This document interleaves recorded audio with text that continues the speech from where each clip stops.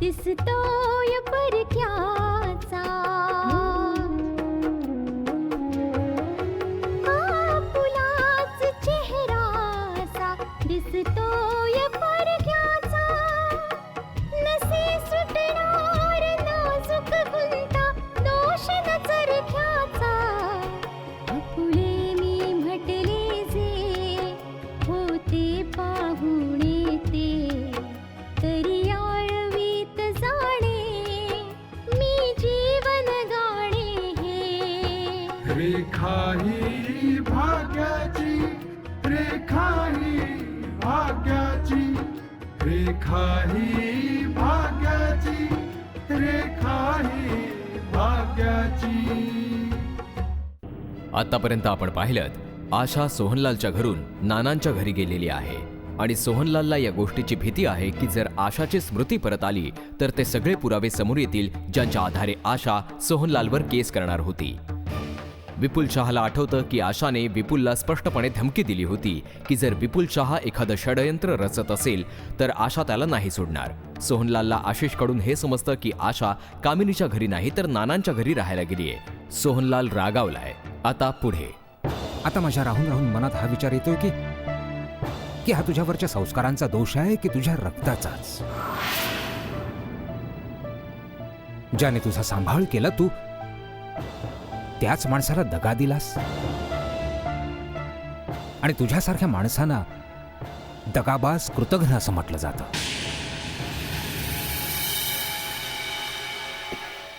आशिष, काय झालं बेटा? काय झालं? नाना, मी कृतज्ञ नाहीये. ते मला आता कृतज्ञ म्हणाले. नाही नाना हो, नाना हो, आयुष्यात जेव्हा केव्हा मला संधी मिळेल मी त्यांच्या या उपकारांची परतफेड माझे प्राण देऊन करू शकतो नाना. पण मी कृतज्ञ मुळेच नाहीये नाना, मी कृतज्ञ मुळेच नाहीये. नाही बेटा, बस बेटा, बस बस.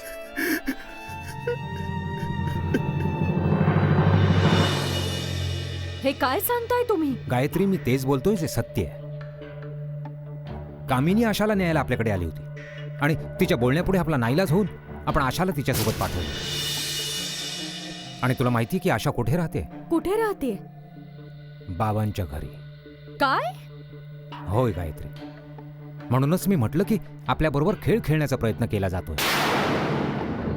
आणि हा खेळ आणखी कोणी नाही, बाबा आपल्यासोबत खेळतायत. याचा अर्थ जे काही झालं ते बाबांच्या इशाऱ्यावर झालंय?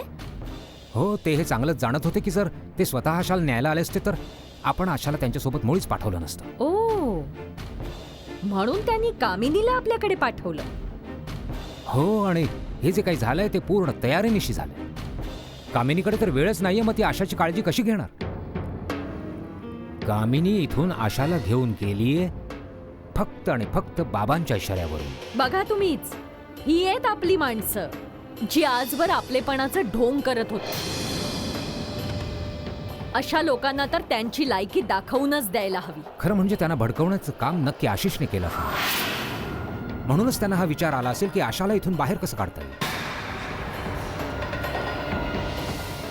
आणि त्या दोघांना कामिनीचं नाव सुचलं असेल आणि कामिनी इथे आली आणि आशाला नेऊन तिने सरळ बाबांच्या घरी पोहोचवलं. मग जा, आता जाऊन विचारा त्यांना. जर बाबांना आशाचं इथे राहणं इतकंच आवडत नव्हतं तर आपल्याशी बोलायचं होतं. दुसऱ्या कुणाला आपल्या घरी पाठवायची काय गरज होती? अशा प्रकारे फसवून तिला इथून घेऊन जायला नको होतं. जाऊ दे गायत्री, कमीत कमी सत्य तर आपल्या समोर आलं. असं गप्प राहून मुळीच चालणार नाही. मी तर जाऊन त्यांना जाब विचारल्याशिवाय शांत बसणार नाही. त्यांना हे समजलंच पाहिजे की त्यांचं खरं रूप आता लपून राहिलेलं नाही. मी त्यांना उत्तर देणार आणि दाखवून देणार. मला तर या गोष्टीची काळजी वाटते गायत्री की आशाचा गैरफायदा विपुल शहाने करून घेऊ नये. कारण मला हे चांगलंच ठाऊक आहे की या कारस्थानाच्या मागे आणखी कोणी नाही, फक्त आणि फक्त विपुल शहाच आहे. मग तुम्ही असे गप्प का बसला आहात? आपल्या समोर त्याची लायकी तरी काय आहे? विपुलला हे दाखवून द्यायला हवं की आपल्यापासून काहीच लपून राहिलेलं नाही. जर आपण उत्तर द्यायचं ठरवलं तर त्याला तोंड लपवायलाही कुठे जागा नाही मिळणार. मला वाटतं मला विपुल शहाला भेटावंच लागेल. मला तर बऱ्याचदा शंका येते की हा आशिष सुद्धा विपुल शहाचा एक मोहरा तर नाहीये.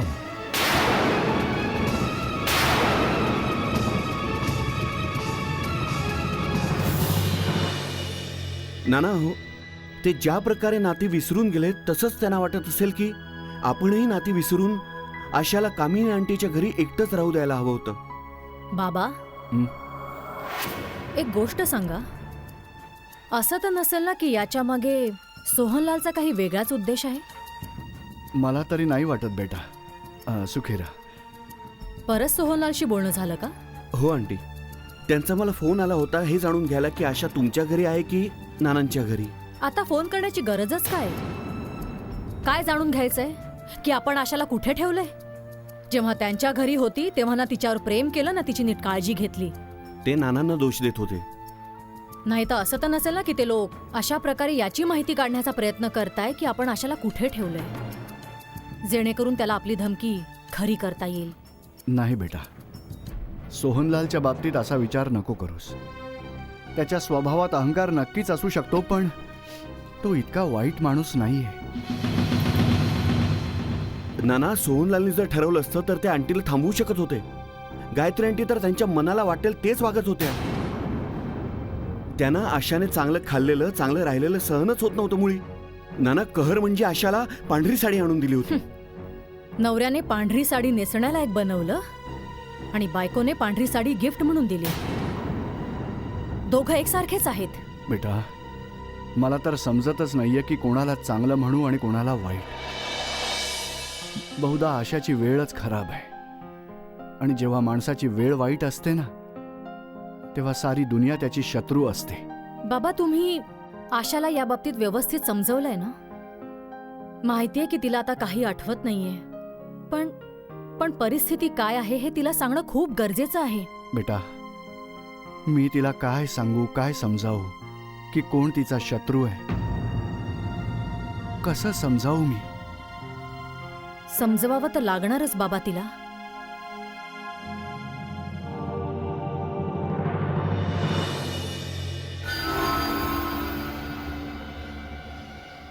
विपुल,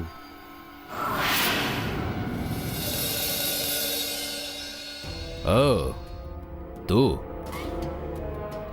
हो, मी. म्हणजे अखेर माझी आठवण आलीच ना तुला? मला माहित होतं कधी ना कधी तू माझी आठवण नक्कीच काढशील. प्रार्थना कर विपुल, प्रार्थना कर की मला तुझी आठवण कधी नको येऊ. हेच तुझ्यासाठी, तुझ्या आरोग्यासाठी आणि तुझ्या प्रतिष्ठेसाठी पण योग्य ठरेल. वा, फारच छान. आजही हा माज. मला वाटलं की आज तर तू अगदी गळ्यात पडून बोलशील माझ्याशी, पण आजही गळा कापण्याच्याच गोष्टी करतोयस. आभार मान की फक्त बोलतोच आहे मी, पण तू जे काही करतोयस ते ठीक नाहीये. अजय, असं काय करतोय मी आणि माझ्या कोणत्या गोष्टीमुळे तू इतका घाबरलायस की तुला इथे स्वतःहून चालत यावं लागलं?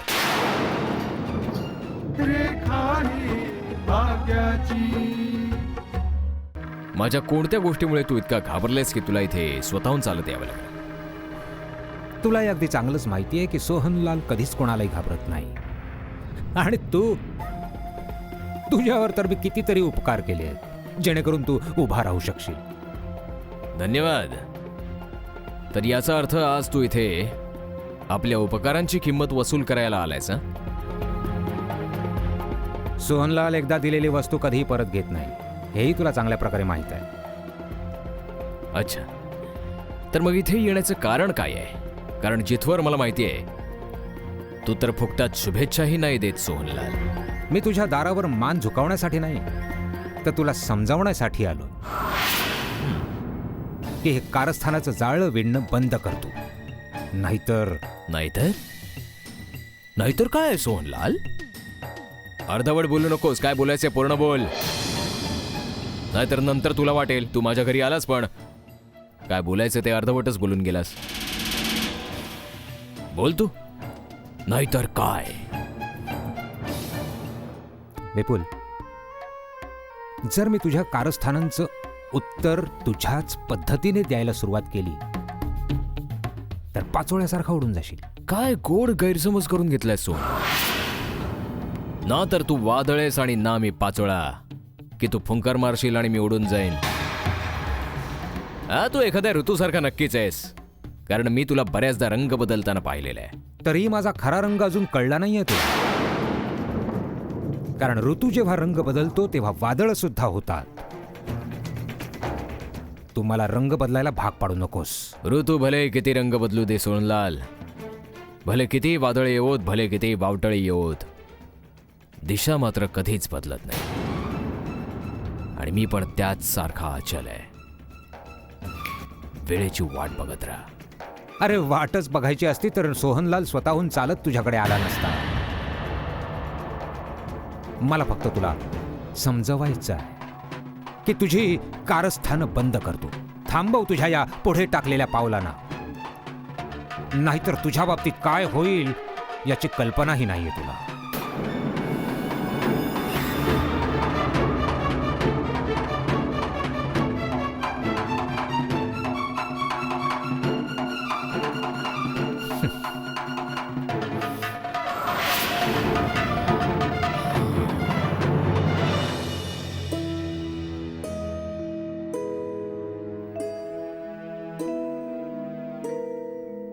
बाबा,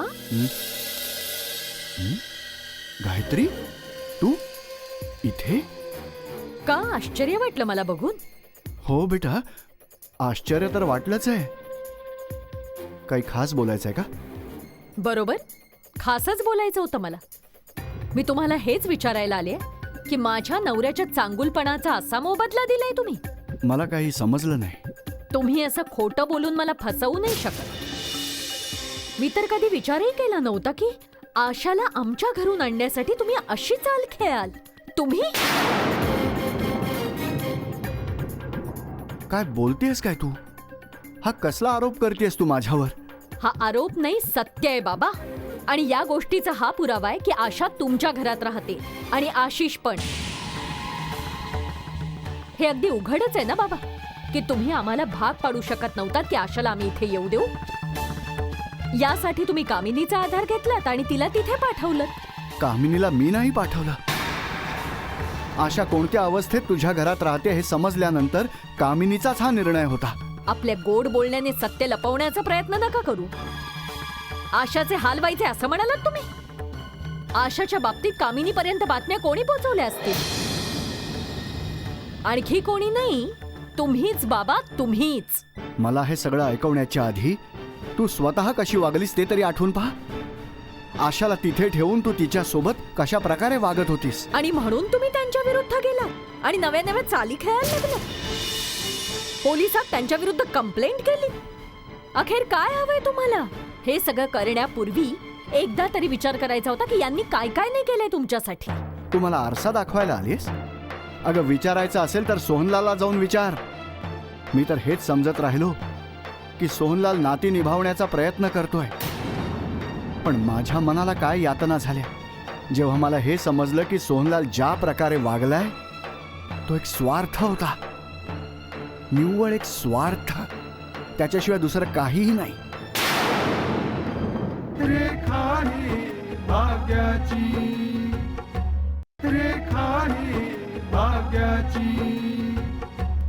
माझ्या मनाला काय यातना झाल्या जेव्हा मला हे समजलं की सोहनलाल ज्या प्रकारे वागलेला आहे तो एक स्वार्थ होता. निव्वळ एक स्वार्थ, त्याच्याशिवाय दुसरं काहीही नाही. आणि सोहनलालमुळे मी माझी मुलगी गमावली. तरी देखील मी कोणती तक्रार नाही केली. पण त्याही नंतर जेव्हा मला समजलं की सोहनलाल आशाला त्याच्या घरी फक्त एवढ्यासाठीच घेऊन गेलाय की तो ते पुरावे मिळवू शकेल, तेव्हा मी स्वतःला सांभाळू नाही शकलो. सांग, एक बाप इतका स्वार्थी, इतका आपमतलबी असू शकतो? दुसऱ्याच्या वागण्यातल्या चुकांकडे बोट दाखवण्याआधी एकदा आरसा स्वतः सुद्धा बघून घ्यायला हवा. असं नाहीये बेटा की तुला या गोष्टी माहितीच नाहीये. आणि तू सुद्धा आशाला निव्वळ आपल्या घरात यासाठीच येऊ दिलंस की तुला त्या पुराव्यांपर्यंत पोहोचता येईल. हो, मला जाणून घ्यायचंच होतं, कारण मी माझ्या नवऱ्याला संकटात सापडलेलं नाही बघू शकत. आणि मी इथे यासाठीच आले की तुम्ही या भ्रमात न करो की तुम्ही सगळे त्यांच्या विरोधात कारस्थानं करत राहाल आणि मी चुपचाप उभी राहून बघत राहीन. मला तर स्वतःलाच काळाने सतावलेलं. असं वाटतंय मला कालपर्यंत सगळं काही होतं, आज दोन्ही हात रिकामे आहेत.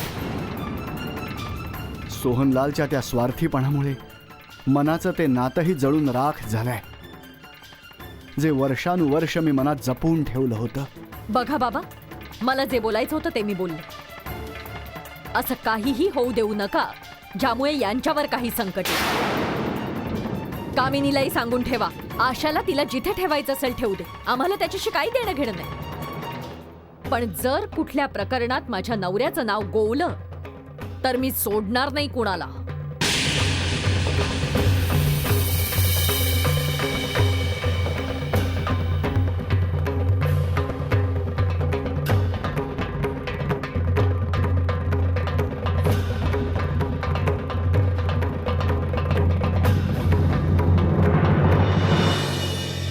पप्पा आज आशामुळे केवढ्या मोठ्या संकटात सापडलेत आणि त्यांना हे सगळं आपल्याला सांगावंसंही वाटत नाही.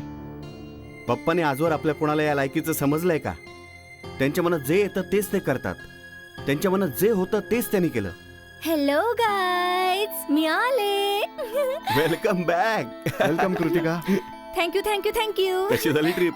ॲज युजल अमेझिंग दादा, अमेझिंग. खूप फोटो काढलेत मी. वाव.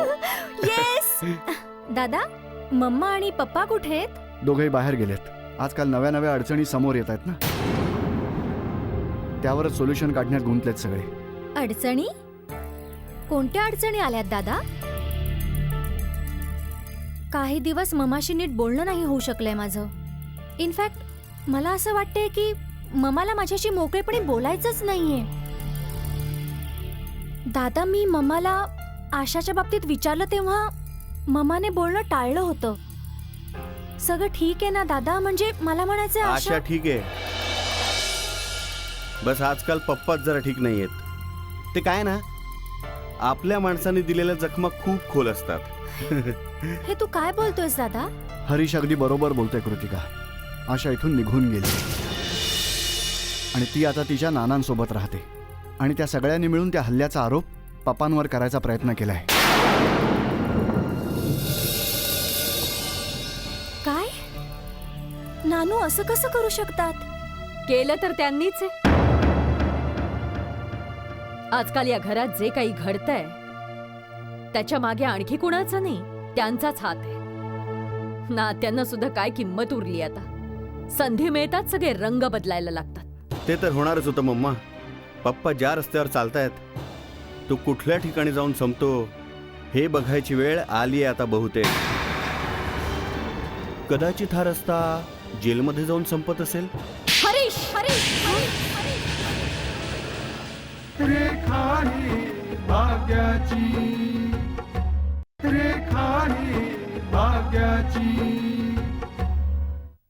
कदाचित हा रस्ता जेलमध्ये जाऊन संपत असेल. हरीश, हरीश, हरीश, हरीश.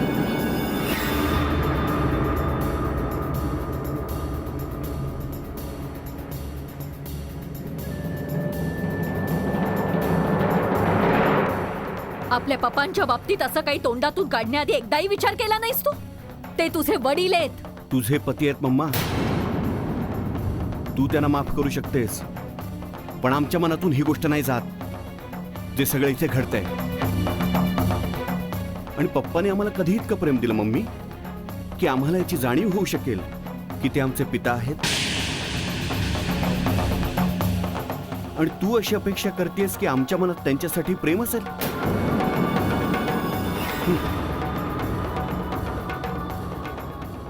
मम्मा, नातं कोणतंही असो, त्यात वाटणी झालेली कोणालाच नको असते. पप्पानी 2 संसार थाटून लहानपणापासून याची जाणीव करून दिली की त्यांच्या प्रेमाची वाटणी करून घ्यावी लागेल, आणि ते आम्ही कधीच विसरू शकत नाही मम्मा.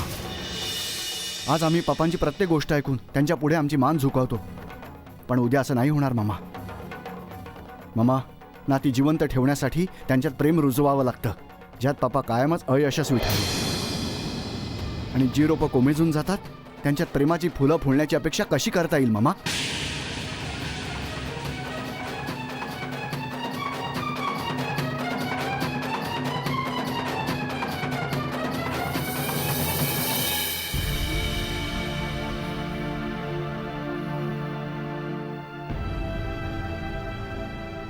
पाहिलंस कृतिका, पाहिलंस तू?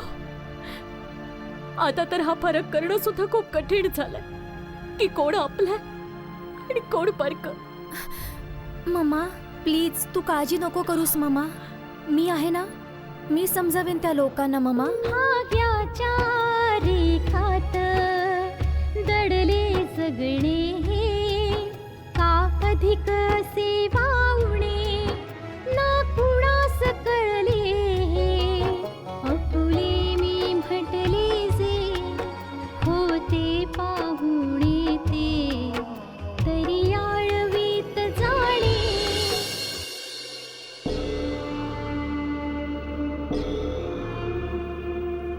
येस बॉस, हा, कुठे आहेस तू? मी तुमच्याच उपयोगाचे रस्ते शोधून काढतो बॉस. देवा, आपल्याकडे वेळ नाहीये. जे काही करायचे ते लवकरात लवकर. येस बॉस, मी संपूर्ण प्रयत्न करेन तिथवर पोहोचायचा. ओके, पण सतर्क राहा. नीट काळजी घेईन मी. मी मागच्या रस्त्याने आत जायचा प्रयत्न करेन. ठीक आहे, पण या गोष्टीची काळजी घे की पोलीस ऑलरेडी या प्रकरणाचा तपास करतायत, आणि मला वाटतं की सोहनलालला सुद्धा या बाबतीत काहीतरी सुगावं लागलाय. काय झालंय सर? तुम्ही खूप काळजीत वाटताय. नाही, तो सोहनलाल मला भेटायला आला होता. त्याला बहुतेक या गोष्टीचा संशय आहे की या सगळ्या प्रकरणाच्या मागे माझा हात आहे. हो, ही तर काळजी करण्यासारखीच गोष्ट आहे. याचा अर्थ सोहनलाला समजलाय की... तू चिंता करू नकोस, ते सगळं मी सांभाळून घेईन. तू पटापट तुझं काम संपव. येस बॉस, मी लवकरच तुम्हाला भेटतो. गुड.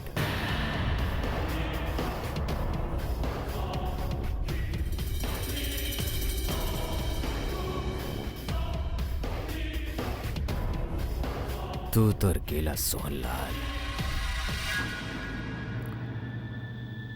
माझ्यावरती आरोप करून काय होणार आहे? जेव्हा आशा इथे राहत होती तेव्हा तुम्हाला कुणालाही काही त्रास नव्हता. आता आशा आमच्यासोबत राहायला लागली आहे तर तिच्यासाठी अडचणी निर्माण करायचा प्रयत्न करताय तुम्ही. फोन कशासाठी केलाय तेवढंच सांग. समजवा तुमच्या नवऱ्याला की आजवर जे झालं खूप झालं, बस. जर त्यांनी यापुढे स्वतःला नाही थांबवलं तर तुम्हा सगळ्यांना खूप पस्तावं लागेल.